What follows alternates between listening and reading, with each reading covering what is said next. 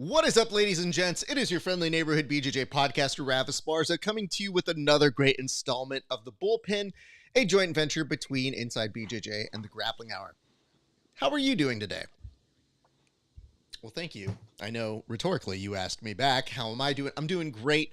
We saw some folks in the Instagram already saying hello to us before we're on air. That makes me happy. Makes me very pleased. And I'm here to say, not only am I excited to see you guys, but it is Oscar week, which is a huge week for us out here in Los Angeles. So I'll ask this: how many of the Oscar nominated films have you seen? And I'm going to say that jumping to my co-host, Tim Freeman. Tim, how many Oscar nominated films have you seen? I have seen, I don't even know who's nominated. That's how out of touch I am with the Academy Awards.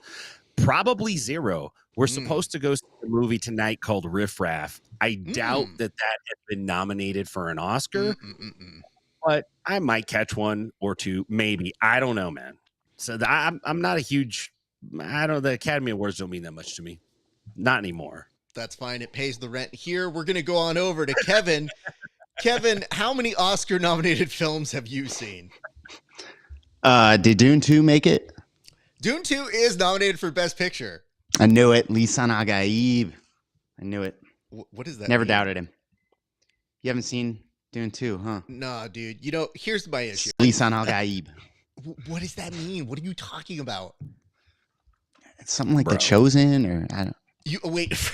It would be great if you just liked a certain chant but didn't know what it meant. You're just like, I don't know, man. It sounded super cool. It's a meme, bro. It's like he's the foretold warrior. I don't fucking. Every time I see that movie, I try to take it seriously, and then it's like, this is a movie about spice. And I go, I don't know that I can take that seriously with my face. Having said that, 25 years ago, I did laugh at the politics of Star Wars that seem more and more real every single day. So who knows? Perhaps it'll find itself very true when we're all stuck in a desert.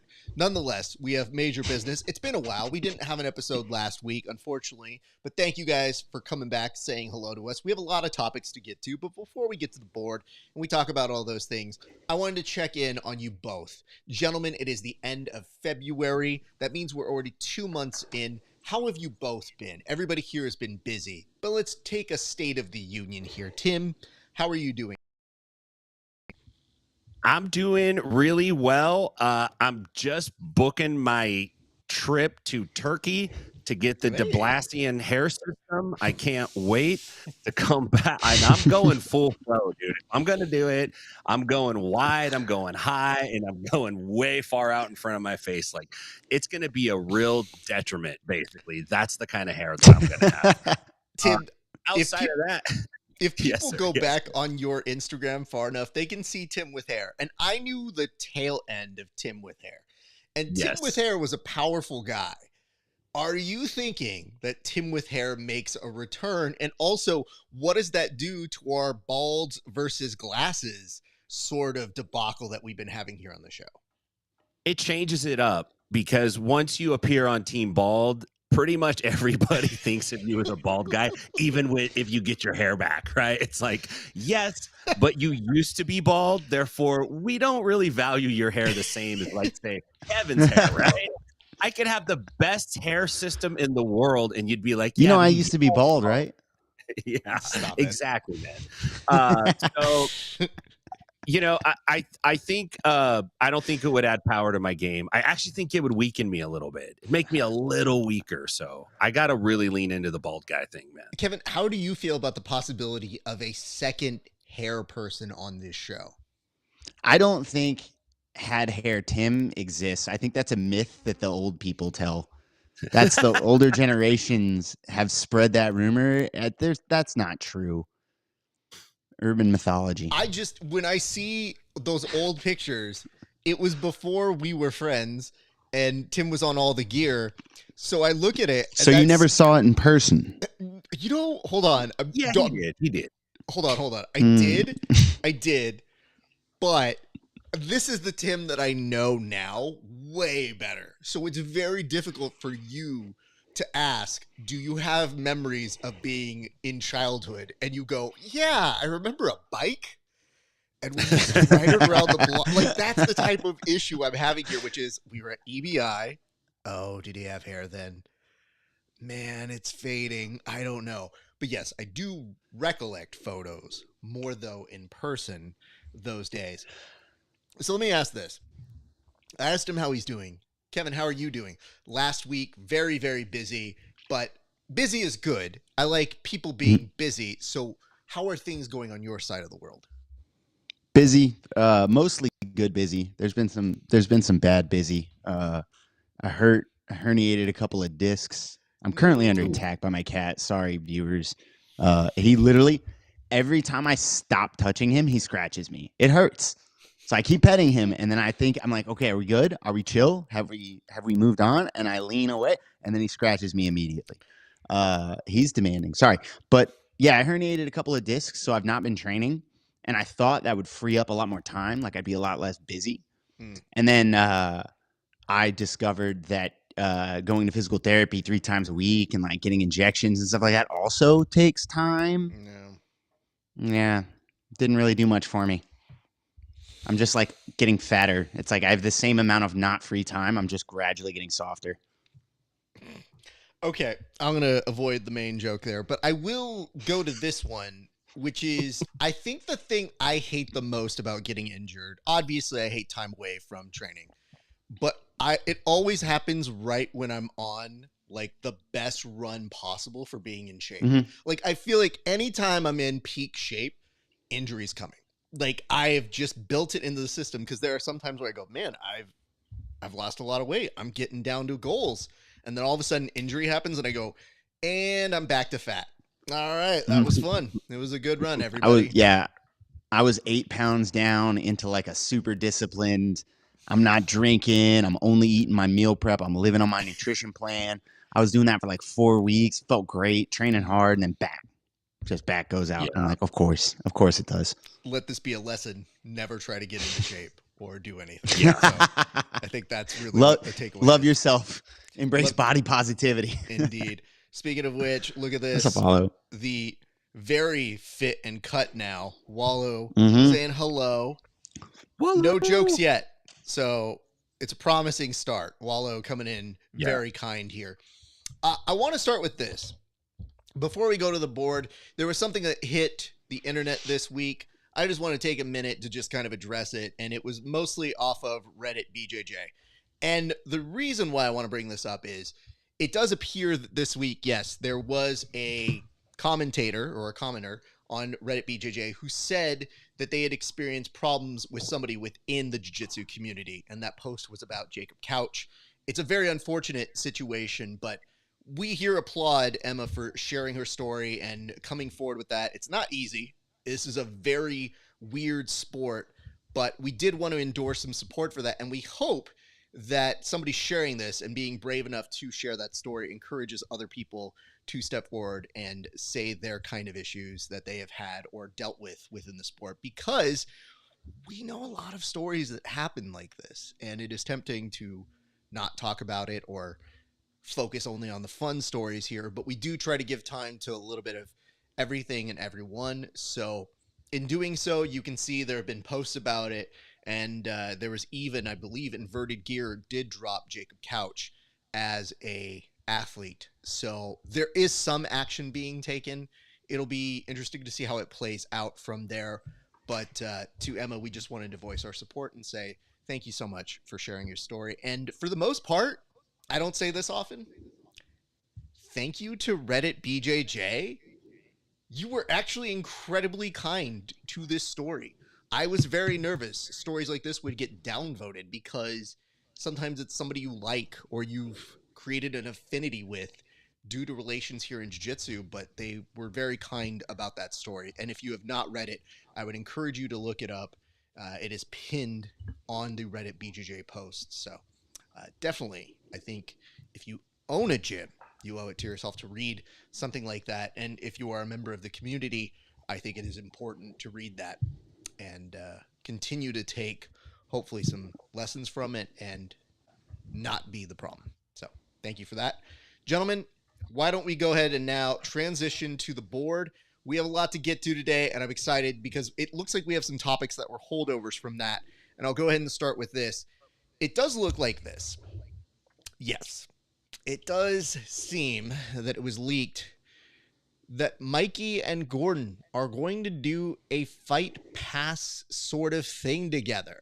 What is it with the UFC? We're not quite clear. Is it another version of the Ultimate Grappler, or as Craig Jones referred to it as, Tug? Hard to tell, but I'm going to go to each of our panelists here to get their take on the matter. Tim, I'll start with you. What are your thoughts on the possibility of an Ultimate Fighter style grappling show? Well, it has to happen now that you busted out the name Tug. I mean, that's it's genius. I think Flow Grappling tried to do something like this already, and I don't think it panned out for them. But having said that, I think if anyone can pull it off, the UFC can pull it off. They've made a huge, tremendous, giant, monumental thing out of the Ultimate Fighter. I don't think that you would see that out of Tug. I think Tug would just be like, a small piece of that style of show in terms of the audience it would draw, but it would be compelling. And if you get Gordon and Mikey on there, if they play it like My Buddy and they're best friends, then, that's not going to be that great. But if you get Gordon to really rile Mikey up, I could see some chairs getting thrown and some doors getting punched, some pizza boxes getting slammed down, like 100%. I would definitely tune in and watch that. So please do it. Do it for us. We'd like to see it. Thank you. I'm going to go over to you, Kevin. What are your thoughts on this show, and what is the format like? Do you have any predictions as to?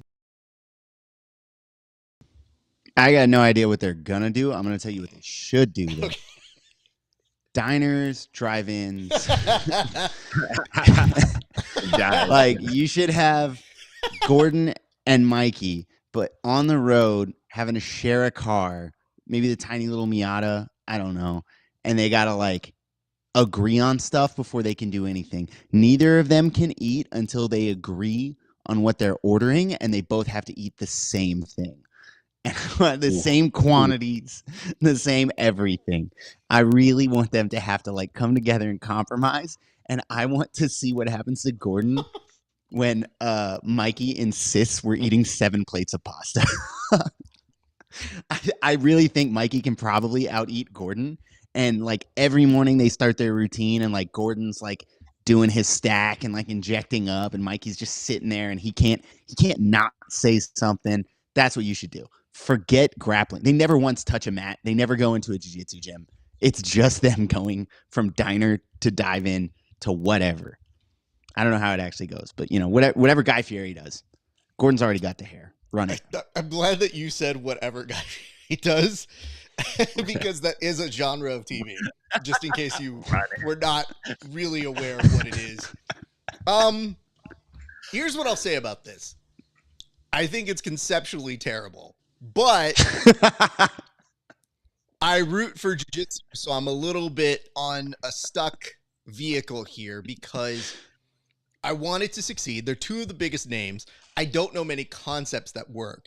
And you guys pitching these buddy cop, these road trip, these sort of ancillary nonsense things that would help with some of the narrative aren't probably far off on what they're going to do as the little interstitials or the talking head moments when they go do something active.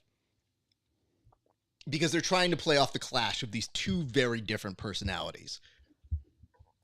However, I'm not interested in seeing them talk. There's very few subjects that they do talk about individually that I think to myself, this is must-see television. I'm only interested in seeing them talk. I did see you crouch down oh no, Raph, I'm so anti whatever you're on. It would be the best 10 weeks of content for the bullpen we have ever seen. We would never have to do more. We'd pivot into just being a show about that show. A recap show every single week. So, okay, let me bring this up to you because clearly neither of you have worked in television.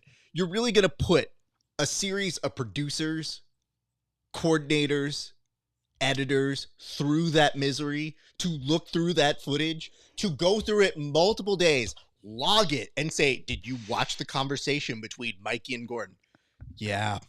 Have you logged all of that? Yeah. Well, what was special about it? Nothing. They got into an argument over an article, and I think at one point Gordon might have called Mikey a trans person. I don't know. I'm very confused now. You could do whole montages of just both of them, of just these guys bringing up things they've already brought up and said, just continuing to not let it go for the entire 10 weeks. You said you'd quit using. Shut up. I just don't see why we couldn't have had meat on the pizza. Okay, so those are innocent versions of it. The real version I want to see is when they do a bet, and like, let's say it's team versus team, and Gordon puts up a bet that goes, if my team wins, then you have to go on steroids. Like, then maybe I'm back in. But I don't see any version of it. And the version of the diners and drive-ins that you were pitching here, Kev, I'm in it for this reason, is that you know that Gordon's stomach cannot handle any part of it. So for that is compelling television. But the pitch that they are seeming to make off of this, and the weird part is, nothing has been confirmed. It's all conjecture. It's all speculation at this point. But when it leaked, with the loosest of terms leaked, by the way, when it leaked that these two would be in cahoots, I'm reminded of a George Carlin bit where he goes, it's a big club and you're not part of it. And this is dedicated to everybody in the comment section that has gone to bat for either of those people heavily and aggressively. They are basically joining forces. So this is like, if at the end of the press conference today, Trump and Zelensky went and made out behind the scenes, you'd be like, damn, why am I mad about this?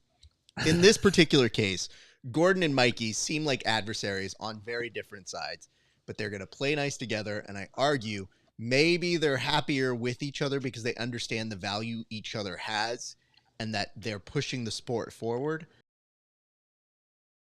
Is that you get some good grapplers who get some play and attention off of this, because it seems like dumb produced reality television conversations.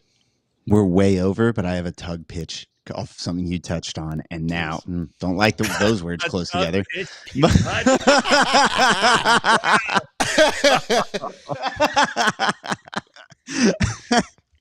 Okay, I'm still gonna do my pitch though. Go ahead. Do my pitch. All right.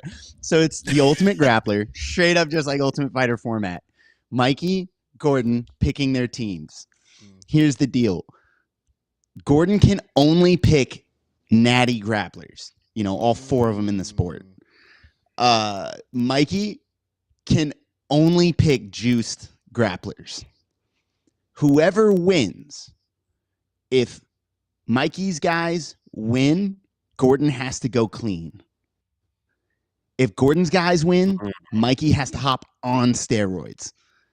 So Mikey's integrity and Gordon's success are banking on the opposite winning. Like, Mikey's got to be in the corner of this like juice head and be like, bro, just maybe add a little more.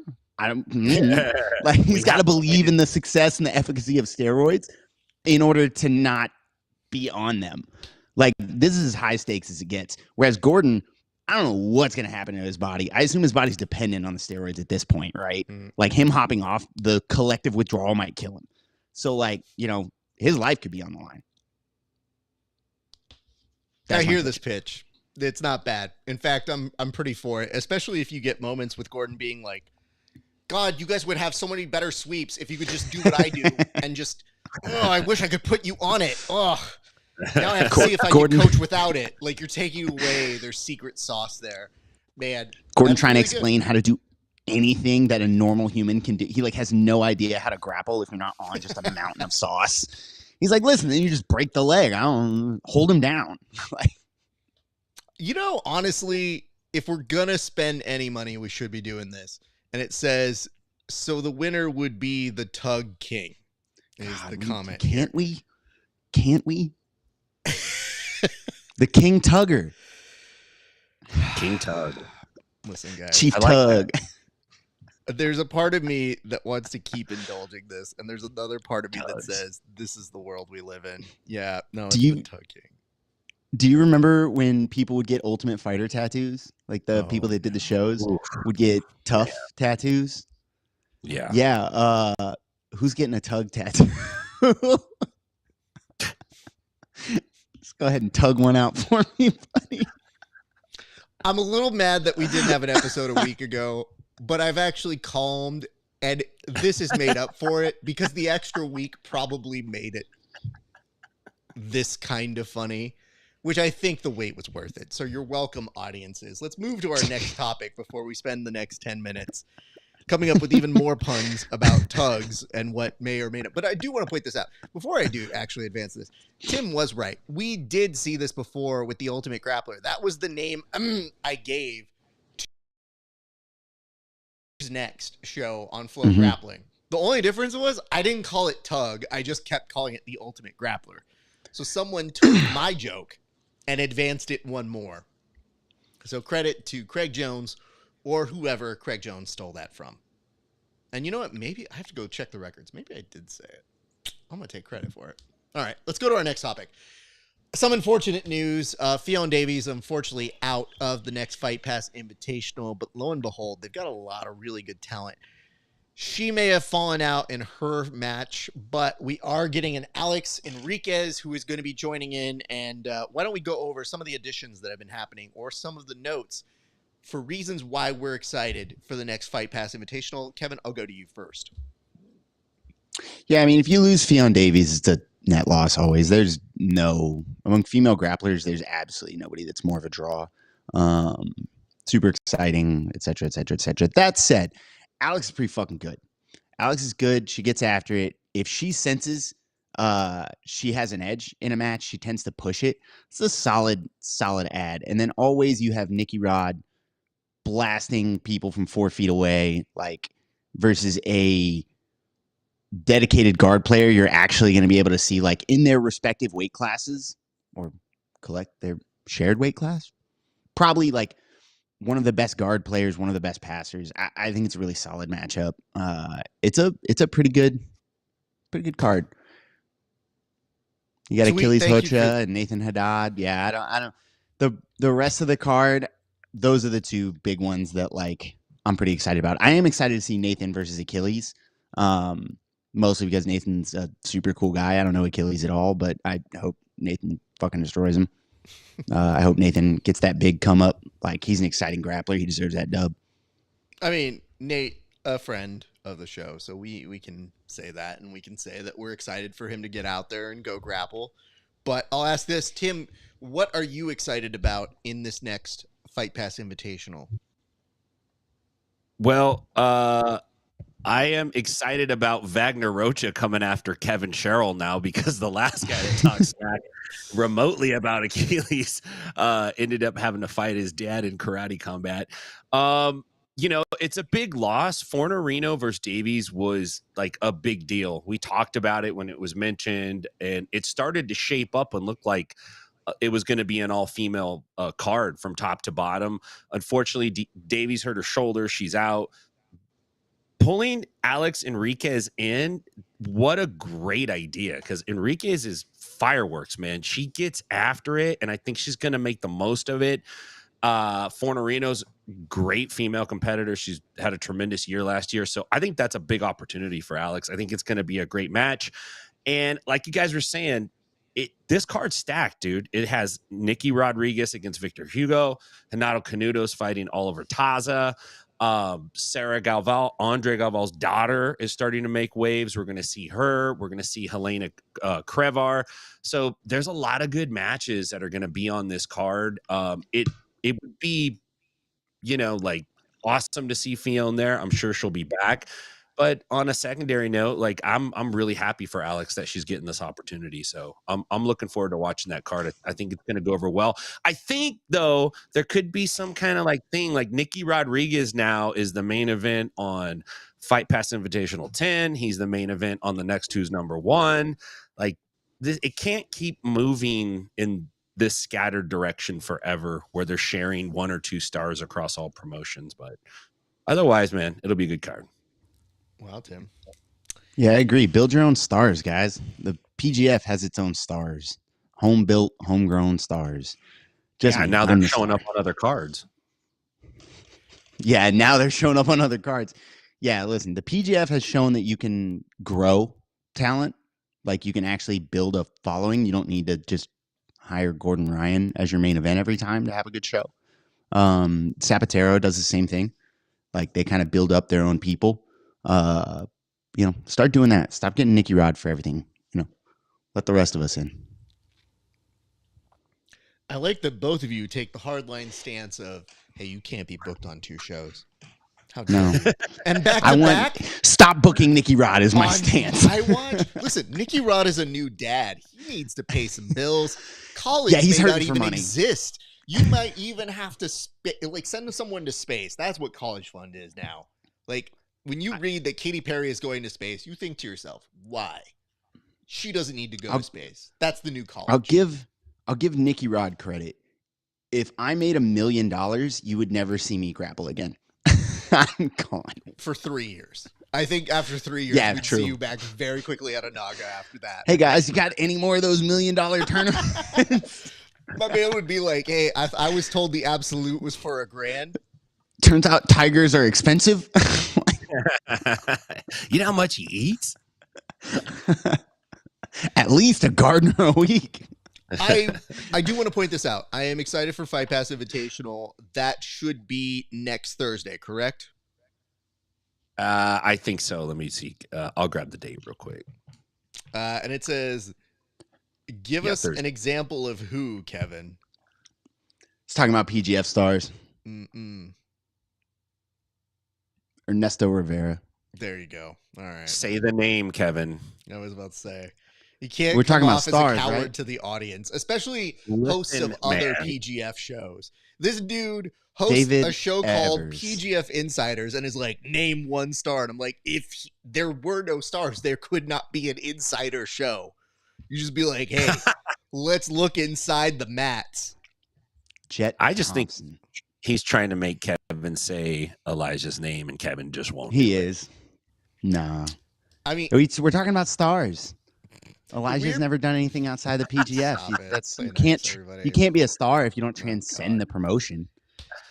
Wow. If nobody knows who you are, if they don't watch the PGF, if you don't have any major wins outside the PGF, you're not. You're not a star. They've created other stars. Let's just put it that way. So Yeah, it doesn't exactly. just have Jet to be- Thompson, Ernesto Rivera. Good people. People who are good at jujitsu. All right, let's move on to our next topic. Very happy for Alex. She deserves the spot. The other thing that I'm slightly bummed about on that is that was going to be, I think, the first female headliner for the Fight Pass Invitational, and we have to put it on hold. So when they bring it back, it better be the headlining match. Like, I don't want them to lose that spot because to me, we mentioned it wasn't necessarily going to be every fight was going to be a female-oriented match, but they put together some incredible female matches on that card when they have 10 slots. And for being an organization that really wants to run with the ball, they made a pretty good argument in a short amount of time. So I'd like to see them continuing on that. All right. It looks like somebody that you see a lot in the Danaher videos has been granted an elevated status. He has been promoted. And I know for a lot of you guys, this is huge news. I can't tell you how huge news this is because people don't always know this gentleman's name. But Placido Santos is somebody who has become a household meme because of his association of being the unfortunate Uke in certain situations for the John Danaher videos. So with that, I come to you first, Tim, by asking what or who has been your favorite Uke? You yourself are a pretty notable instructor. Do you have one that you generally tend to pick, or do you have a favorite from the ones that you've seen in other videos? Yes, I do have a favorite, and I'm going to tell you who that is. But first, I have to give props to Placido. Listen, this guy is getting fucked up by John Danaher for 7 hours every 3 weeks while Danaher churns through this BJJ Fanatics factory that he has created. And if I only tune into those videos to watch Placido, I don't tune in for John or Gordon or anybody else. I just want to see Placido. John talks so slow, and he's got him so torqued out. You look at his face and you're like, man, this guy, he literally is taking a beating. I hope he's getting some of that money that Gordon's bragging about making off those DVDs, man. I really do. Okay. Outside of that, favorite uke. I have a favorite type of uke. All right. And then I have a least favorite one. My favorite type of uke is the uke who kind of understands already what you're doing and they work with you while you're doing it to present the move in the best, most easiest way to learn as possible. My least favorite uke is the guy who thinks you demonstrating the move for the class to learn is the right time to engage in defense, counters, putting English on everything, not letting you do what you're trying to do because they know what you're trying to do. Those are the worst ukes in the world. Those guys need to be rounded up, taken out of the country. But outside of that, favorite ukes, the ones that are cooperative. Those are the ones that the instructors appreciate the most. Thank you for that. Tim, I now turn to you, Kevin. Who are your favorite ukes? Favorite ukes? I shouldn't even notice they exist. I'll be real with you. Like, it should be somewhere I'm talking and there's not distracting at all. My least favorite uke is the and also guy that thinks that because you chose them as an uke, they are now deputy instructor and they would like to add to the technique. This is what you got to do. I'd rather have the guy that fights me. For sure. Most of my when I do like fundamentals class, sometimes when I do no-gi, I'll introduce a situational by doing the situational. I'll be like, yeah, so here's the thing. There's usually constraints in that situational. Somebody's freaking out in the comment section. So I'll create constraints. I'll be like, cool, this is the way we're going to play this. This is how the game works. And then I'll play it out with some blue belt. And that guy can fight me. It's like, cool, man, you can win this situational if you can. And then we play it out from there. And I like to pick somebody who's about 145 pounds, specifically bad at the thing I've chosen to do. No, I'm playing. It's bit me in the ass. It's bit me in the ass before. I've had a white belt beat me in the situational, which was really it was like, I'm going to get this arm bar. And then he escapes the arm bar. And I was like, well, fuck, that's embarrassing. So it's bit me in the ass before, but I'm going to totally ignore Raf's question for the rest of us. We're done with that. And I'm going to lore drop. So when I played the UFC video games as a kid, I used to have a striker, and when he knocked people out, you could do tattoos. I'd give him a little tattoo on his forearm. It'd be like a little skull or whatever's cool. I don't know. Whatever's specifically uncool. I don't know. And a little tattoo, and it's like kill markings, on the side of a plane. I always thought that was rad. It was like every KO, you get a little skull or you get a little whatever.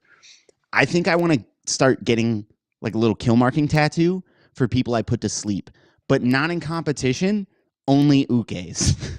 Ukes that have gone out while I've been demonstrating a technique because they didn't tap, I get kill markings for sure. Because it's a weird number. It's not a super high number, but it's weird how often it's happened. You know what I mean? I think I've put 5 people to sleep in the last year. I know since November, I've put 4 people out while demonstrating normal shit. Guillotines. I had someone go to sleep in a rear naked choke 2 weeks ago. Asleep. They fell asleep. He just went out. He was I was like, cool. So what I'm going to do is I'm going to fully lock up this rear naked choke. And then this guy can do whatever he wants. I'm making the point that you don't need hooks to finish it. I'm like, cool. No matter what happens, if he goes, he's the 3rd person to do this, by the way. Just that moment. I did it 3 times. He was the 3rd one. One was arm triangle. One was triangle, I think, or something, guillotine. And then he was rear naked choke. He's been training for 6 months. It's a white belt, but it's enough to know. And then I'm like, cool, man, you can go ahead and try to escape. I take my hooks out. 15 seconds later, maybe, he's face down on the mat. And I let him go. And I'm sitting there and I'm like, why? Everyone's freaking out. I'm like, why? So I want that. I want kill markings for ukes that have chosen to go out. That's my favorite uke. He said, nah, Valhalla today. Yeah, Kev, we've been meaning to talk with you about that. That's just assault, brother. Just letting you know. One's on my Instagram.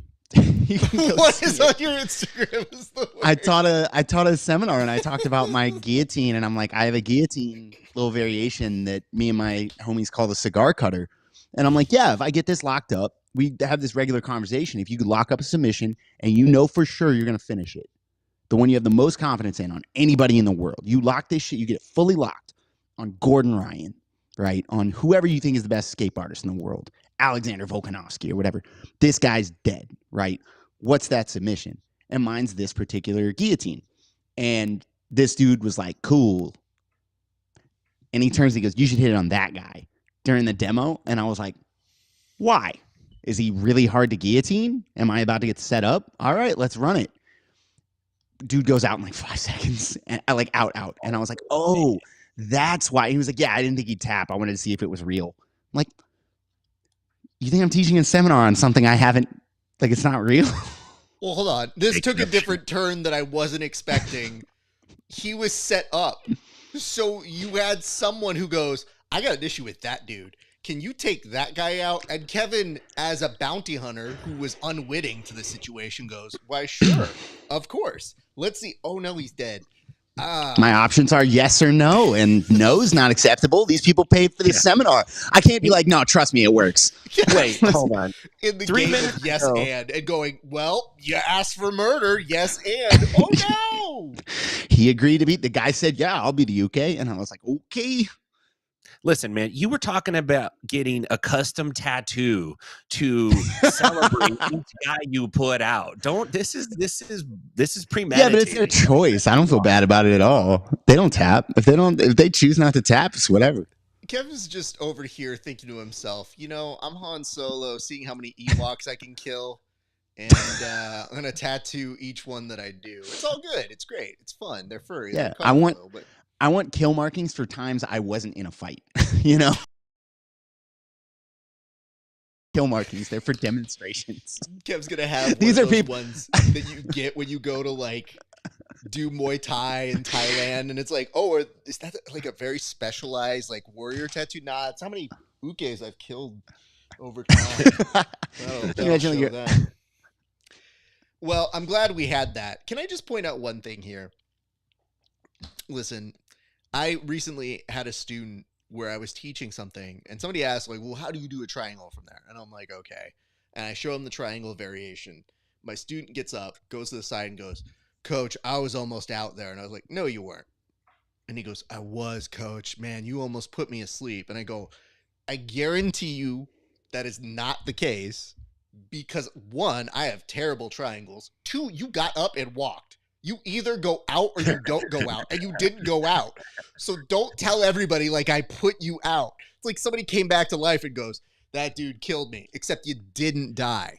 And he just goes, but I'm telling you, it's a really good triangle. And I was like, I know I don't have good triangles. That's why I knew you were safe. And I go, and if anything, like, what are we doing here? And I go, are you really? He goes, no, I was just impressed. And I go, oh.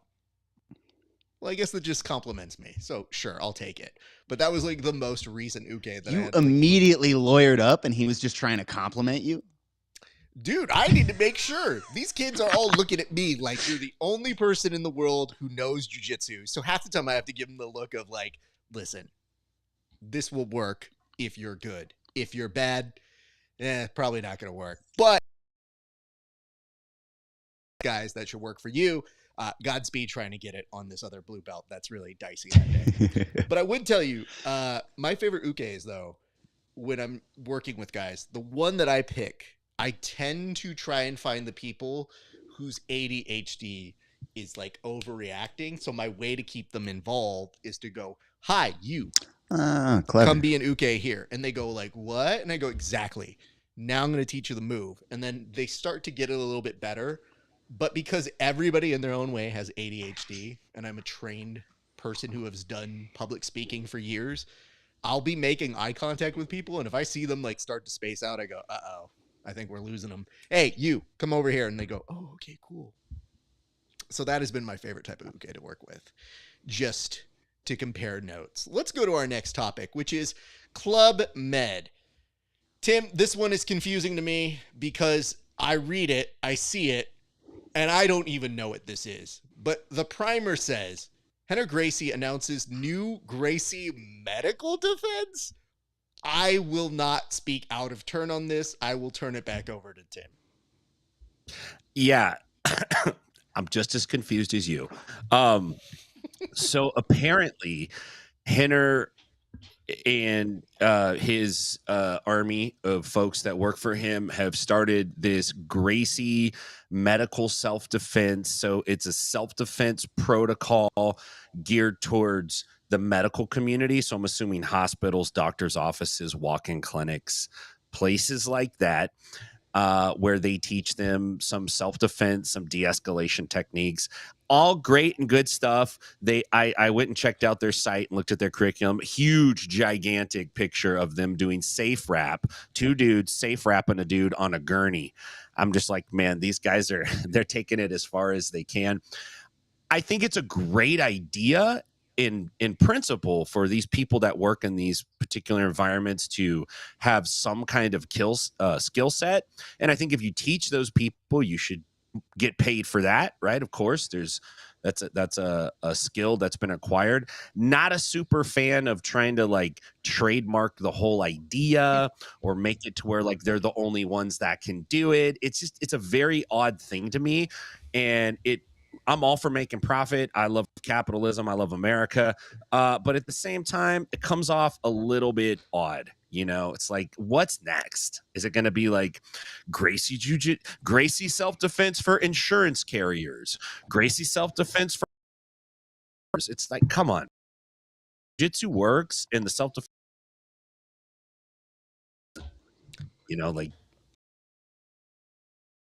and fabricating on top of things we already know. See, maybe we read this in different ways. You read it as self-defense for people who are in the medical profession. I just thought it was their attempt at making CBD without CBD.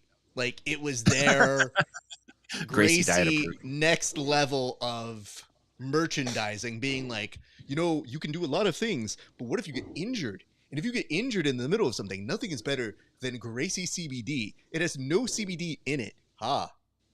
But it works very well. Maybe. Not legally binding to say that. Kevin, if I come to you for this question, I don't know what I have to have you add to it, because it is an interesting concept that we are teaching, I guess, some medical professionals what it is they can do to defend themselves.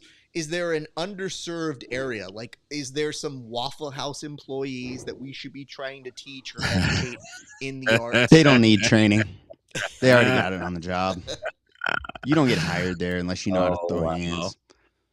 I'm upset that Henner's doing this. Of course, if Henner is doing this, right, like, it's super legit, perfectly legit. Definitely not a scam. Definitely not a get-rich-quick scheme for him to make a buck. This is Henner Gracie we're talking about. Integrity is the byword. I'm upset that I won't be able to beat up my urologist anymore. That's fucked up, Henner. What are you doing? I train jujitsu so that I can beat up nerds who don't train jujitsu, and now you're gonna train the nerds. Fucking insane, man. Like, what are we doing here? You know, you're giving away the game. You're giving away the game. I need them scared of me. Let me see everybody come in real quick. So Kevin has just discovered that nerds do jiu-jitsu. This is breaking news for the many years this man has been involved. Like, he's now upset that nerds could be involved when maybe he... Guys, I think there's nerds here. He has not taken enough stock around the ukes he's killed one by one and been like, why did this dude pass out? Fucking, is he a nerd? Nah, it couldn't be. He's doing jiu-jitsu. He's a cool guy, even though he loves his anime and Pokemon. Nonetheless, let me just bring up to you guys a similar field that kind of caught my attention. Guy wants to start getting people to train with UFC fighters. And that sounds cool. But there's a part of me that just thinks, like, I think they're in the culture of wanting to hang out. Like, this is the new Starfucker. When you see your friends being like, dude, I love I love Chama. Oh my God. But yeah, I want to be his best friend. I'm like, I think I just want to let him live and be like, you're a good fighter, dude. If we run into each other, A plus. If we're friends because of it, sounds good. I don't need to run into him. I don't need to go out of my way. I think that we have some of these guys who are like, yo, I want to go train with him. Can we get the government to subsidize this? That would be really cool. Because we also want to be very efficient with our money, but like, I want to go hang out with them. Chama, come on, man. So that is what they should try it sometime. They should try it sometime. Hanging out with UFC guys is not as fun as one might think. I also want to point this out. So if these FBI guys are going to train, they better fucking fight. Let's get a return on investment. They don't just get to I want to see taxpayer money. Yeah. Your quarterly review involves a brawl. Think about this. You put down on the fucking national debt because they got to fight each other and make them pay their own fucking medicals too. Then see how quickly they're going to be like, yeah, I want to go out there and fight. Now they're going to be like, wait, how much does this cost just to go fight? I don't think so, sir. So that's how we make a return on. I want to see Dana give him the "you want to be a fighter" speech. That's what I want to see. You want to be a fucking FBI agent? You think it's easy? You think you just show up and solve crimes? Fuck that. You make the crimes so that you can solve them. That's what you fucking do as a real FBI agent. I want Eddie Bravo to come in and run a 3-day seminar at Quantico. He just talked the whole first day. The whole first day would just be him talking and telling, like, practicing his stand-up routine. It's like, you guys know, you guys did that shit. Like, Eddie would finally be so close to getting to all the files and all the secrets he's ever wanted to know, and would probably just be doing his tight 30. And most people have a tight 5. Eddie has a tight 35-minute. And that's just warm-ups. Anyway, let's go on to our next topic, which, by the way, this one caught my attention. So it appears that Bryce Mitchell is off the upcoming karate combat match. He had taken off, and it did appear at the time. Awesome. And Bryce, that he was pulled off of because they made him look too feminine. Now, granted, I'd like to know who supplied that photo, because I don't think it was Karate Combat, and it looks eerily similar to the publicity photo that is used on his UFC fight cards, which they did just announce he had another fight. Conspicuous. Nonetheless, Kevin, what make you evolve this mess? Like, what does this mean for the future of pullouts, and what are we to take away from this example? Are we still doing phrasing? Listen, my phrasing was perfect on that one, because I handed it back to you with plenty of topics that you could have taken. The future of pullouts is in danger, guys. Yeah, dude. Scramble everything. Don't fucking hit the person that sets you up with fucking magic. You're sitting here being like, did we really do this? Yes, run with the ball. Fucking score a touchdown. I watched the softball coming in slow motion. I'm like, surely not. He threw it underhand, right? We had a 10-minute discussion on Tug, and I said, here's one more with a different topic since we're already in that place. And I thought you'd hit it out of the park. Oh, God. And instead you said, I'd like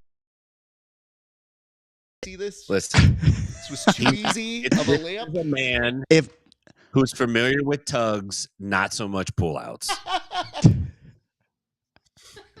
Dude, if Bryce Mitchell's involved, there needs to be at minimum a pullout. You know what I'm saying? Like, don't let that man procreate. All right. Whatever he's got can't keep spreading. Kevin, your time is done. Tim, what do you have to say? So, listen, there is some controversy around this. Apparently, Bryce Mitchell probably needs a handler, right? He probably needs somebody that can be like, as a representative for Bryce Mitchell, I'll be speaking for Bryce Mitchell today. But he doesn't. And so there's a lot of, speculation around this. He does have a fight coming up that was announced. He did kind of allude to it, but he also took umbrage with the photo that was used and said, look, they made me look feminine, which I think it's like such an odd thing to be really like, this is the thing that I'm going to say on my way out. Y'all made me look feminine. It's like a very weird thing to put out there in the universe, because now what's going to happen is you have 4 million people out there looking at your photo going, oh, I see it. He is kind of feminine. He does look feminine. Like you basically created the thing you're afraid of, man. But it's very odd. Entertaining, I guess, but it's like, how much can this guy do? I think people like when people speak their minds, and even if they say crazy shit, people like that too. But at a certain point, if you become a liability with the things that you say, it does hurt your economic opportunities. And, you know, as long as he keeps winning, maybe it won't be a problem, but you take 1 or 2 losses and it's not worth the squeeze. So good luck, man. Let me just point this out. Listen, they needed an excuse to get him out because they found a fighter who was on a week before. Everything he said, I'm deeply offended by this dude. Give me this fight. Because we can make money off of it. Why let another organization make the money that we, the UFC, can make in profiting off of this? All right, sure, whatever.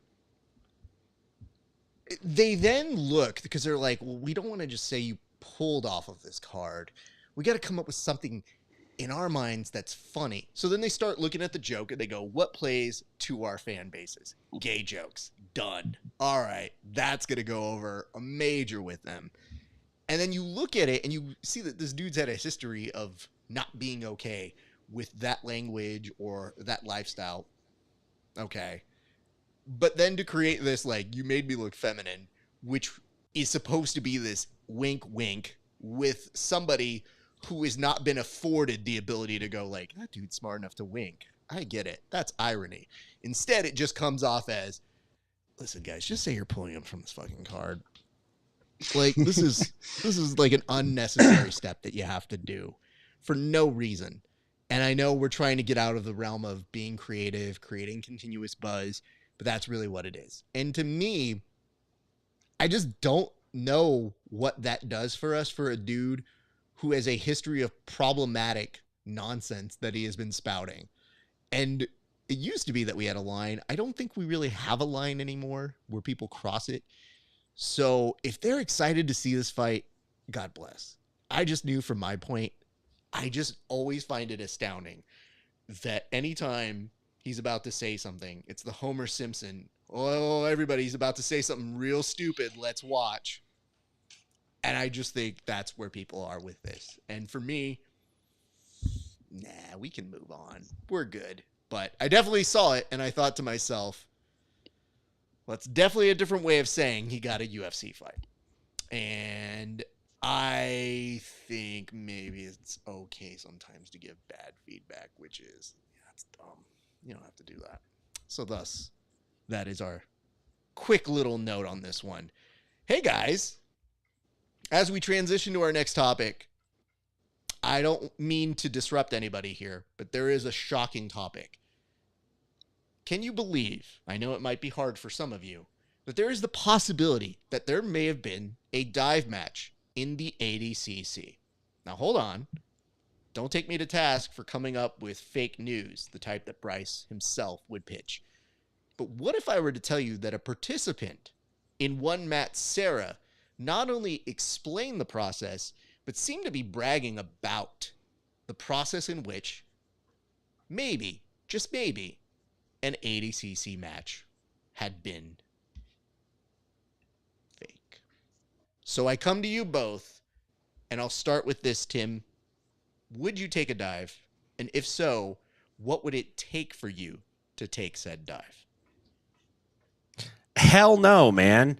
I suck at grappling. I would, if I got to the finals of ADCC, I would not take. I'm so pissed at Matt Serra because I'm jealous.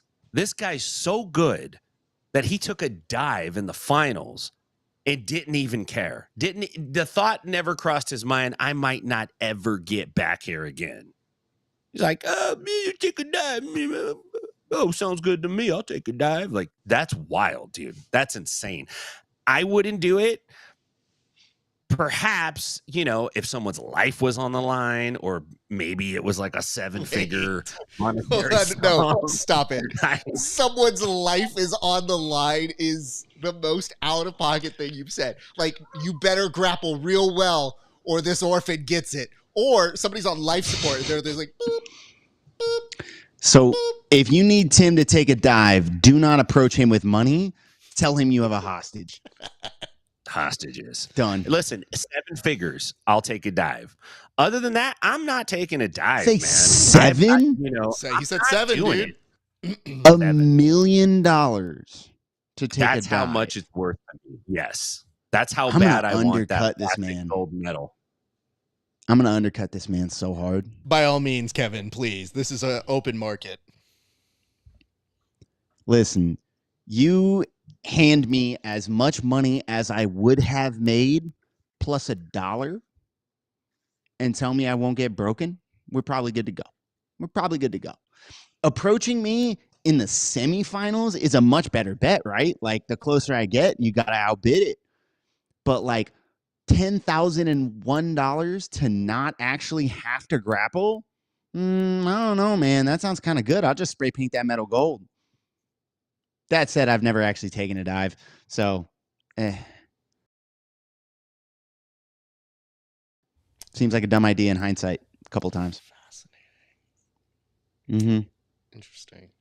All right. Yeah, I'd like I'm gonna take some stabs off air.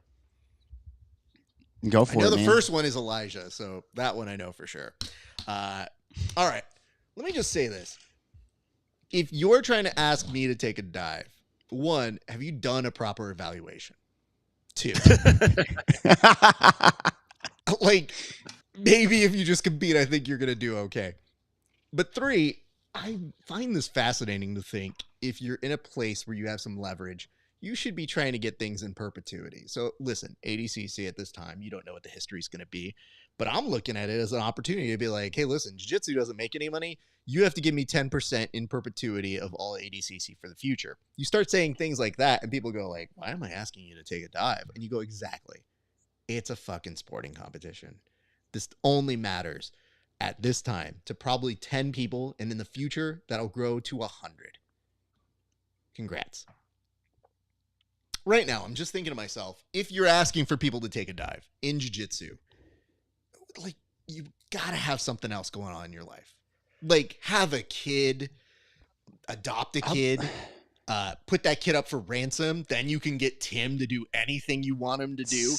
There's a lot of stuff that you could probably do that would be, give yourself a quinceañera. That's really what you should do. Just do that. Give yourself a party. I feel like these are better money spent than you just trying to figure out, like, I really need you to take a dive for this one. Dude, espionage here brings up a good point in the comments section. Mm-hmm. But like, I agree with you, man. There's just like, if you look at probably the most, we're going to ignore Gordon, the second most financially successful, he may be the first most, I don't fucking know, like, competitor in recent history, one of the most, is Craig Jones, right? Mm-hmm. Same thing with Nicky Rod. Those guys have losses. Craig Jones got second twice, right? Those guys have losses. Losing in jiu-jitsu doesn't really fucking matter. Like, I don't know why you would pay someone to take a dive. I don't understand that there's payoff there. I see that Matt Serra was like in a weird spot because like probably most of his money wasn't going to be the 10 G's he got from winning ADCC, right? If you just slap him a couple of cash to like make up the difference, a couple, grand to make up the difference, he's sitting there going like, bro, I was champion of the world. I'm fighting MMA. I got a bunch of academies. I got to stay on good terms with Renzo because like it's his academy. I think he had a lot more external shit outside of that match pressuring him to take a dive if Renzo is coming to approach him. I'll tell you this. I think if my coach came to approach me about taking a dive, every time I've been approached to take a dive, it's been the other athlete. And like the other athlete or the other athlete's coach. If my coach came up to me and was like, yo, bro, it would be a good idea to take a dive, I would probably reevaluate where I'm training. Like, fuck. What? I come to you for wins, bro. What are you doing? I would feel real crazy if my coach was like making a case for the other guy. Like, hey, bro, he works real hard. He's a good guy. This might be a win he needs. You know, he may deserve it. Like, that's a little crazy. I understand he had other stuff going on. I'm not trying to dig into that life. I'm sure he's got a complex relationship with Henzo. But, like, losing doesn't matter that much in jiu-jitsu. I don't understand why you would offer someone a bribe. Also, like, how does all this happen? We have a weird sport. That's it. I can't even make sense of. You're kind of getting me to, I think, a point that I would like to punctuate here, which is how is the bribe more expensive than the actual prize money? Like, couldn't we just take that bribe money and have made it for the competition so that maybe there's you need to be compelled to do this? It's like, well, do you? Yeah. Because really, if you come to me with 15,000 and the top prize was 10, why shouldn't you take the dive?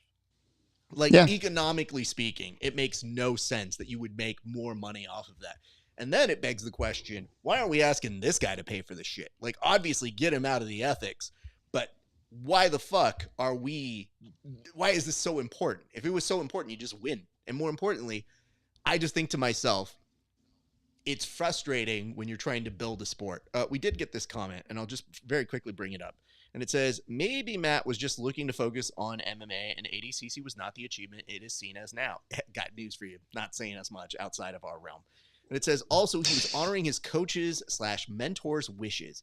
I don't agree with taking a dive in honor of any sport, but I can see why he may have been swayed. I mean, listen, this is not to disparage you or your comment. It's more so just to think it out loud, which is your mentor, your coach comes to you and says, take a dive. And you're thinking, this isn't like a community pickup game. This is supposed to be the thing that we're trying to make be prestigious. The way it is prestigious is if there is a real winner. And more importantly, it may plague an organization or a team that in the future will have such good practitioners that they might get accused of it again. And it begs the question, did it happen again? Did it happen with that team? Oh, it 100% happened again. Well, hold on. Yeah. 1,000%. Everybody, we don't have lawyers. Just reminding you here. This is a very accusatory sort of thing to say, but allegedly it did happen again. And allegedly, yeah, for sure, people did do things that were on the brink of, if not throwing a match, definitely throwing a match. So just saying. You never hear about this in the major sports that actually make money, right? Like, you never hear about it in fixing matches. Yes, people taking dives, right? You don't hear about teams taking dives for the Super Bowl, teams taking dives to win the NBA championship. You don't hear about like MMA title fights for the UFC that ended up being fixed. You don't really hear about it because the win means more to you than the cash. If you are a UFC champion, the amount of money you can make for the rest of your life off of that, sponsorship opportunities, whatever, all the opportunities you can get because of that are much bigger than the cash they're going to offer you, right? It's just mathematically ridiculous. The prestige matters. I think this is a byproduct of like jiu-jitsu people are broke. Jiu-jitsu people are broke. The cash that's at the top is not that high. The prestige that comes with it isn't all there. I think this is something that'll get ironed out as we get bigger, but you know, like nobody's taking a dive in the CJI final. Not going to happen. You're going to give me $1 million plus? Crazy. Well, you say that, but there's also collusion. There could be the fact that somebody goes, hey, how much are you making? Give me 60-40 and I'll take it easy on that match. And like, I think it happens in every way, shape, and form to people who are struggling to make money, where they're just trying to figure out ways to expand that and come together and pull together. That's usually... Hot take, I don't hate that. Interesting. Yeah, that happened in the PGF. It's happened in other tournaments where like people say, hey man, what we're going to do is we're all going to come together as athletes in this tournament and we're going to guarantee a minimum amount. Everybody's going in this tournament. At the top of the tournament, there's 40 grand. We're going to split it a certain amount of ways. Whoever wins it takes the lion's share, but we're going to make sure that like we all walk with something. It's like apparently like the final table at poker usually does this. It's like they're playing for a little bit of money, but everybody's guaranteed to walk. I actually like that. It's a moment to moment like fighters union. I think that's fair. Kind of, except Like- it's fighters unions without the meetings. Like it's fighters union when it's like, well, now it's convenient to do. Oh The yeah. actual Oh, but that's all we are. Yeah, but you know what? Sometimes you think of this and you Selfish realize creatures. it's just legitimately collective bargaining could work for a group of people until it doesn't. Like they're literally convincing themselves like we shouldn't do a union. This is stupid. But you know what we should do? We should pull together our money and divide it equally. And it's like, what the fuck? Like legitimately To ensure that the bottom is taken care of, the Oh, bottom line God. is taken care of. like, Yeah, it's a Really, union. But what like they're doing- we're creatures of impulse. Go ahead, Tim. Go ahead, Kev. Go ahead. Finish your that. No, you got it. I would say what they're doing is they're basically telling the organization that they're fighting for that the organization itself could change their pay structure. Instead of going like, we're going to give the winner 20 G's, they can go, we're going to give the winner 7 G's. And we're going to give the second place guy 5 and the third place guy 3. And that's what they're basically going in on. But if that was the game up front, some of these athletes wouldn't do it. Payout's not high enough. I'm not interested. You pump it up think and you'd they're be like, I'm in. surprised. And then they get in and they're like, how do I hedge my bet? You know what? Let's manage our risk. Let's all walk away with a little something. I think I you'd don't be like that. surprised. I think you'd I'm be. not a fan. Yeah, I mean, from a spectator perspective, we don't like athletes not being willing to go all in. You know what I mean? But from like an athlete perspective, I think you'd be surprised how many people were very happy with like, okay, lower the final prize at the end, and then the number one guy's spot, and then everybody else makes an extra $2,000, $3,000, whatever. Like lower that shit. I make it to the playoffs, I get another bump. I make it to the semifinals, I get a little bump. Like, do it tiered like that. I think you'd be surprised how many athletes would be much more into that. It would be the fans that hate it. It wouldn't be the athletes. The athletes would be like, oh, fuck yeah, every match I win gets me another $2,000 for my final payout. Fuck it. If I lose in the finals by a point, right, off of some dumb referee call, or I lose by 20 seconds, or I lose by whatever, a ref's decision, it doesn't fuck me out of my $40K paycheck, right? It's just, still hurts. It's $5,000 or whatever. But like, yeah, I've gotten to the point where like when I'm trying to get super fights, I try to get guaranteed money because it's not in the my paycheck is not in the referee's hands. I'm getting paid. Yeah. If I win, maybe I get more, but I know for sure I'm getting paid. Like I think you'd be surprised how many athletes would do the tournament if you were like, hey, the biggest problem would be explaining the math to them. Well, listen, Yeah, you that won't use work. math. That's your problem. Let me just bring up what I want as a TV guy. So you're mentioning the audience and how they probably don't feel good seeing this sort of a thing. Like they don't want to see that they got so invested that these athletes are making pennies if they don't win. But the big guy, they won it and they did it because they went all in and it was risky. I think audiences might be forgiving because here's the caveat as a TV guy. I say, do whatever the fuck you want, but you better fucking televise those meetings because I want to see people in there, because that's the compelling television, is watching people go like, hey, listen, dude, here's the pay structure. Here's what I think I get. I want to see people negotiating that. I feel like for those things that we've seen or heard people have done splits, it is the ambiguity where you realize like, why are they fighting? Or why does this person not like each other? And you can't put it together. I think those question marks are bigger to the audience rather than the drama that would be, if you and I go all the way, we're splitting this. Like that to me is like, all right, well then that's an accountability that makes it easier to tell a storyline. Will you ever see that? Probably not. But you will notice that there are some compelling television shows. If you guys don't watch The Traitors, please go watch it. The best reality show right now. There's a whole structure where people are supposed to lie and deceive one another, and you'll get people who get lied and deceived to who do a talking head the next day and goes, I cannot believe someone lied and deceived me on a show called The Traitors. How dare they? and you go, this is compelling television and it's amazing. I feel like the audience goes with you on that journey. It just depends on how it is communicated to them, because they think to themselves, that dude won 100K, and it's like, well, you don't know the backroom deal he struck. Then it might be a little bit different of a communication. But I will say this, if only there was a wildly popular grappling event that upped the minimum pay for all of the athletes. Well, Bougie Gatami, if only, and if only they would hire you to help out with that. But nonetheless, we press on. Tim, you found a fight for us this week. What can you tell us about this? Because people should know this. As I was putting it and testing it on air to see how it would format, Tim yelled at me to take my eyes away from it, which I have news for you, is almost near impossible as the person who makes all of this what it is. When you're like, don't look at it, I go, am I supposed to Stevie Wonder this thing into the program? Like, what am I supposed to do with this? So anyway, you tell us, what can we expect from this, Tim? This is a fight where one of the participants looks like he doesn't know how to fight, but he's been watching street fight videos all day.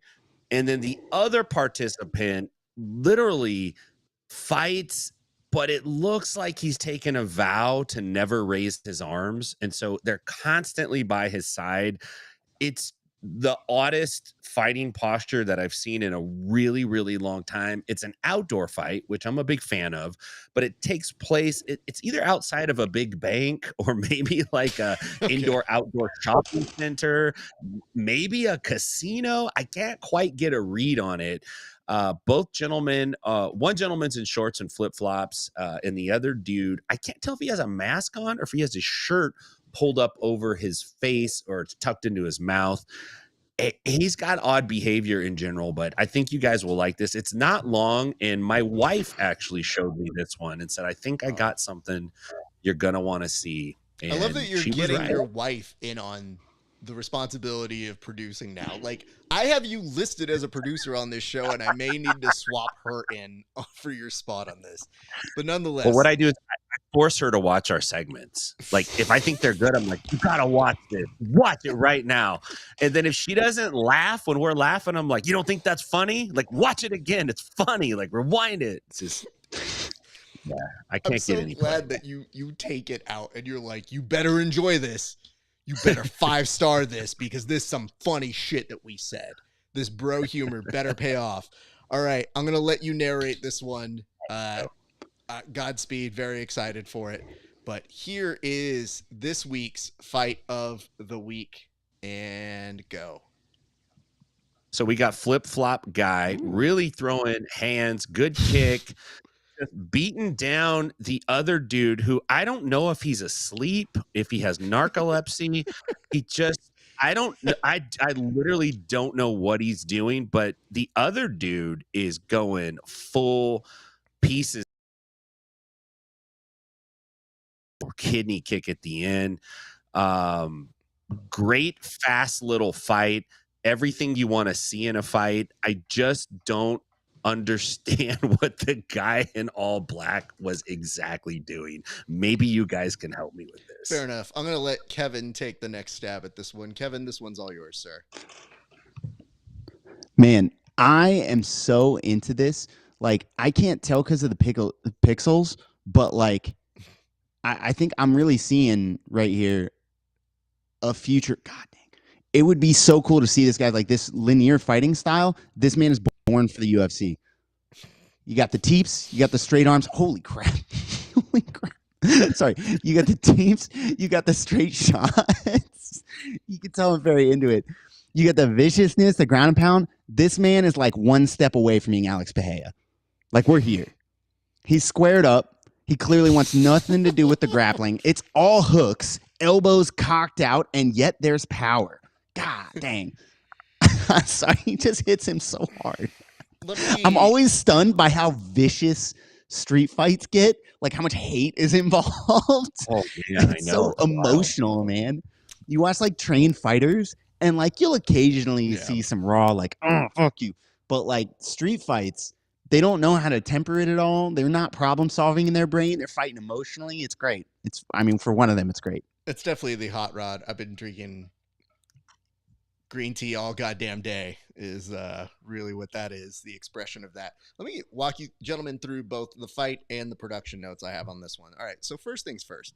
Let's start off here. What you may have noticed was this dude gets kicked and has to actually grab that window / glass for support. Not a good start for him.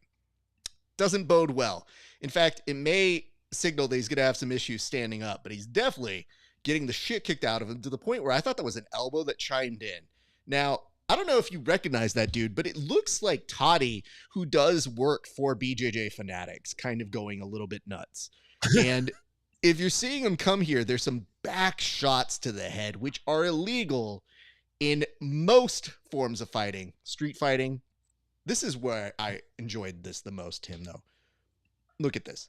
This gentleman can't decide if he wants to powerbomb him, guillotine him, or continue hitting him. Literally decides all three in one instant. Watch. You can see his thought process. Should I powerbomb? No. Guillotine. No? Fuck it. Back to hitting. And then this dude has the gifts, the physical gifts, of a young Jim Carrey. Because watch how comedically he is rubber banding all around. Now, when we talk about production notes,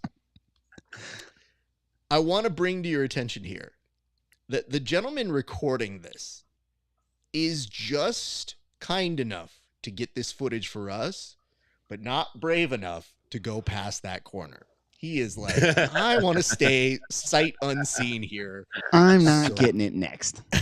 I'm trying to stay alive, but the streets need to see this. So, Tim, you mentioned one point about the shirt coming up. I don't think this gentleman had any sort of responsibility for the shirt coming up or down.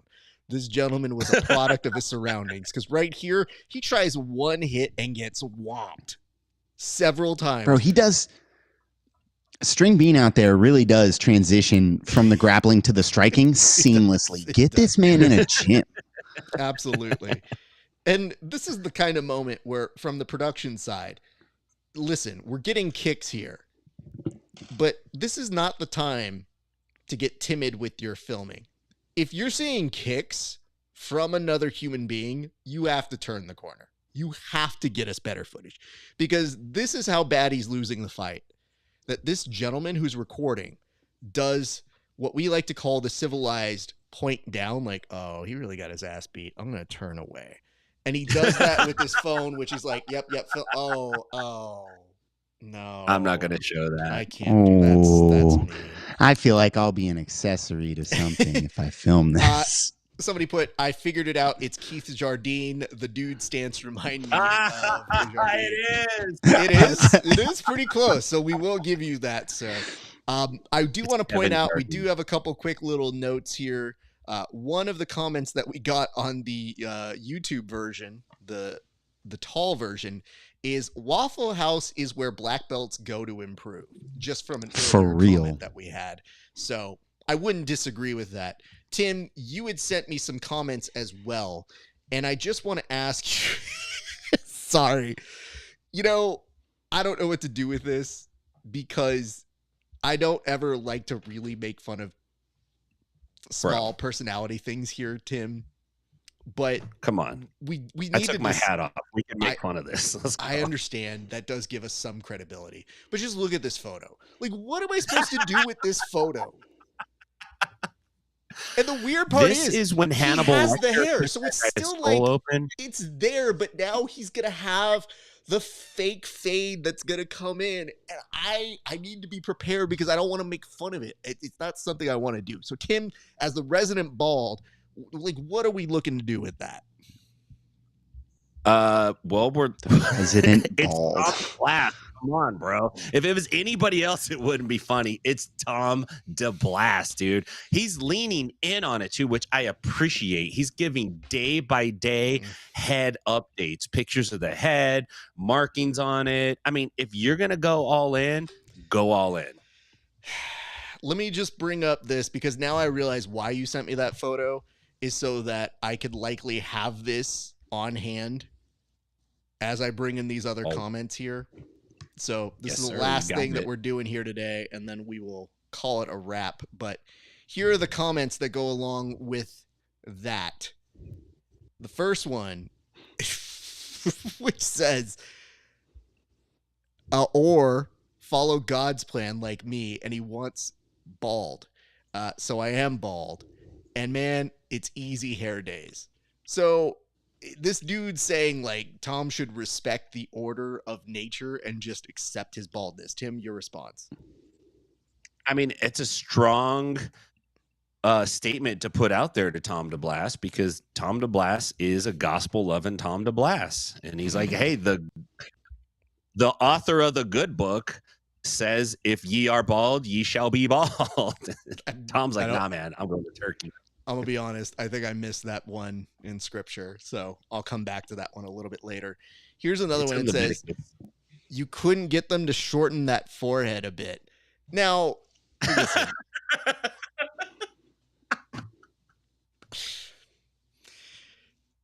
Where did they put these, Tim? Instagram. I pulled these from Tom's Instagram post.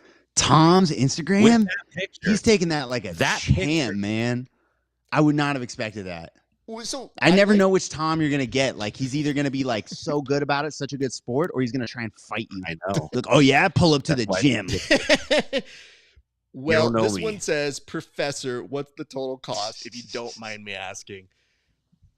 Yeah, this is the guy that just paid $1,500 for a 3-pack of private lessons, and he's like, wait, did I just buy a ticket to Turkey? Is that what happened? Amazing. That's a low-key audit right there. That is a low-key audit right there, if you don't mind me asking. He put the God bless hands. Of course, dude, he had to. You know, when he typed that, he did the Professor. Boss, I appreciate you. Profesh, so many questions for you. How much? I've done this one time in my life to a black belt, and I knew I was like, this is simping. This is absolutely simping for this black belt. Sucked up, dude. Oh, thank you, bro. I don't want to go that far. You know where I got mine from? But not even jiu-jitsu. Every day, Conan O'Brien used to walk out to his mark and would do this and like over exaggerate the bow to people. And I'm like, oh shit. So when people do it in jiu-jitsu, I can't help but do the Conan O'Brien version. And I'm always like, that's as much as I'm going to do. And it says, Tim, let's go to Turkey and get a group discount. That sounds like code for some weird something stuff Bryce Mitchell would be against.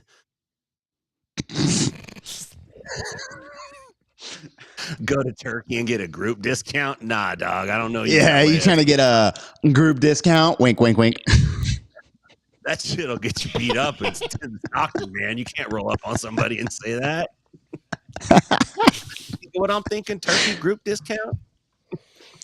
I'm gonna start asking people what kind of group discount they're trying to get. God damn it! All right. It sounds like we're up to something way worse than you. Yeah, exactly. You like the party? You trying to get some group discounts? And they're like, whoa, what?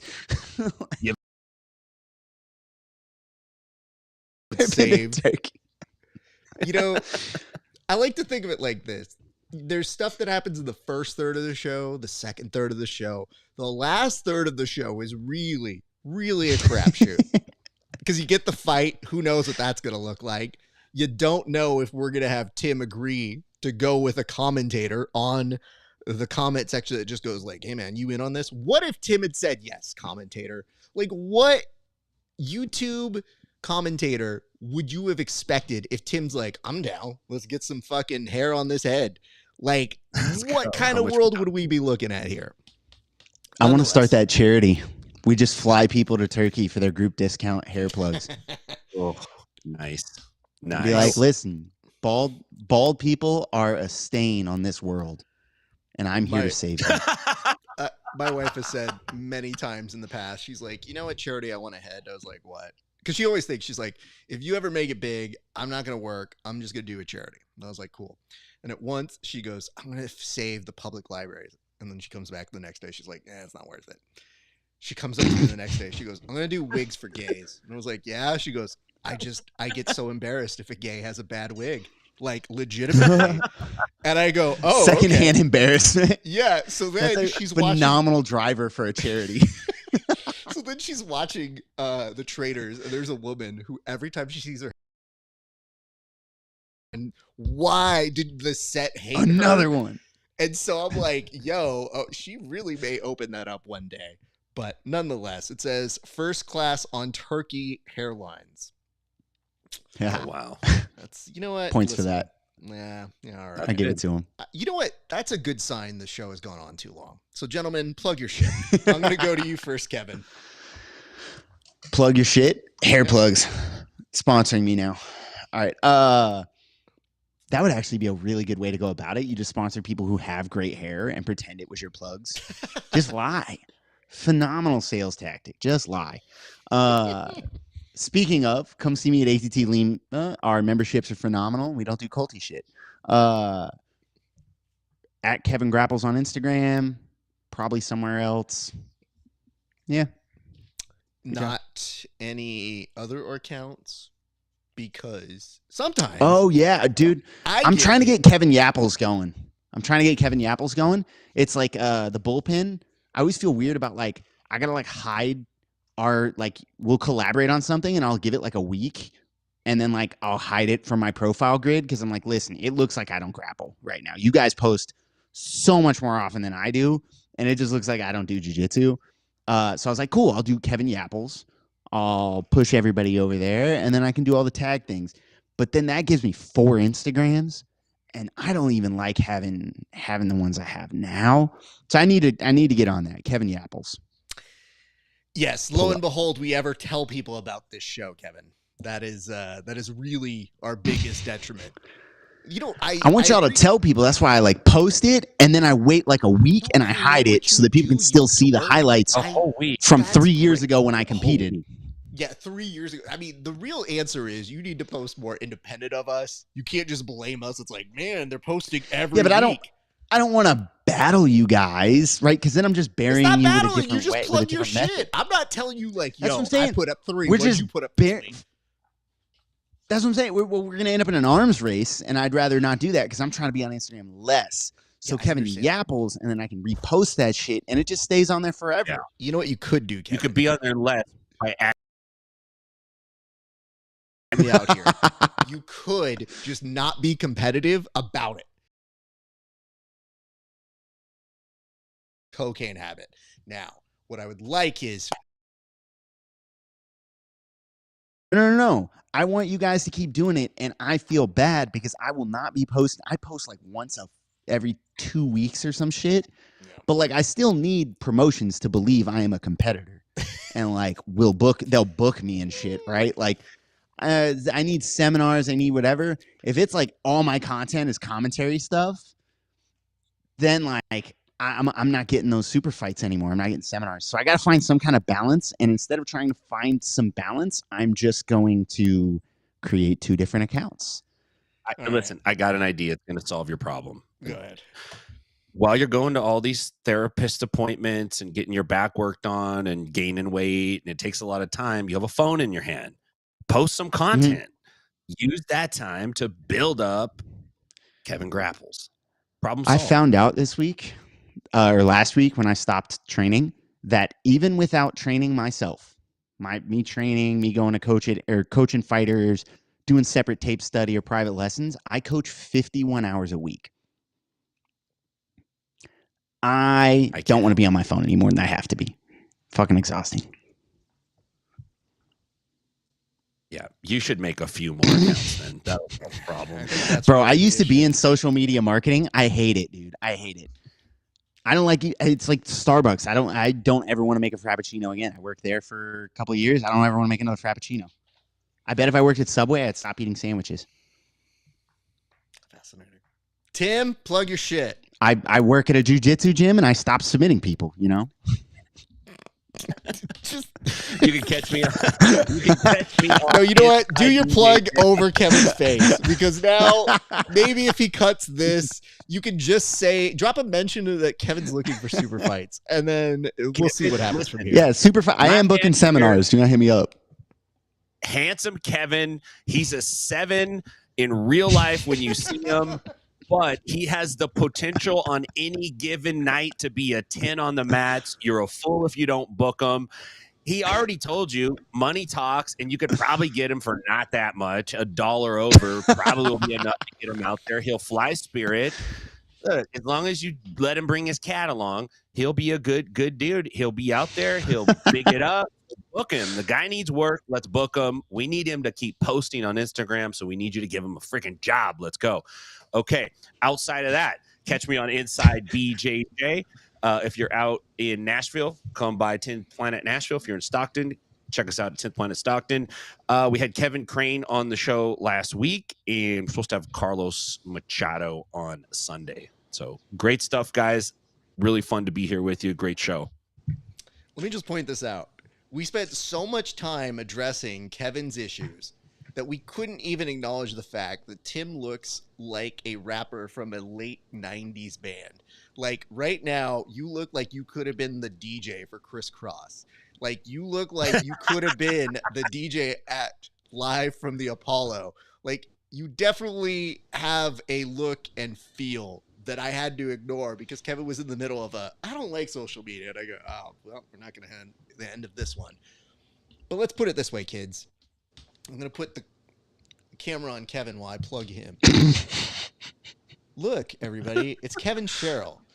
You probably should put him on some of your super fights because if not, then he has no content to put up because Lord forbid with the 51 hours he is coaching at a gym that someone can't pick up a camera and film him and edit. It's just a lot of work.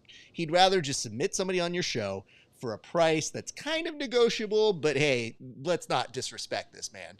And let's give him some money so that way, when the collective brain trust that is the bullpen here decides, hey, let's all put together a clip that Kevin doesn't be like, hey, listen, you guys put up like once a week. I'm gonna need you guys are good at your jobs. You post well. I don't. I was just trying to do some posting for you right now, Kevin. It's just we don't give want me access people to your account. Yeah, that's really what it Never. is. We just don't want you to fade away and think that Kevin, just because he shows up here with us, can't go and wreck somebody on a mat. So just know you'll get good bang for your buck. Now, the issue is he's a little banged up right now, but for the little right injured. price, I'll be good by May. Throw a match for you sometime in May. For the right price, I'll go in there. I will fucking pull guard with my fucked up back, and I will try to leg lock somebody or maybe not die trying, but I'll give it a valiant effort. He'll be there. All right, ladies and gents, that's going to do it for us here at the Bullpen. Thank you so much for watching. We will be back next week. Next week, yours truly here, RAF ESPARZA, will be producing an event for Subversive. If you are in the Los Angeles area, would love to come have you check it out. It's going to be out in Long Beach, and yeah, tickets still available. Head on over to subversivebjj.com to get yours. Hopefully, we'll see you there. We'll have a very special episode where we will be talking and previewing about the next Subversive, and then it's back to business as usual here for YouTube, Twitch, Twitter, all those places, Facebook. Find us at Grappling Hour and on Patreon. $5 a month. See our interviews 30 days before everybody else. And for a few extra dollars, you can support your boy. All that money here at the Bullpen. Thank you so much for watching. It's been a great day for grappling. We'll see you back on the mats.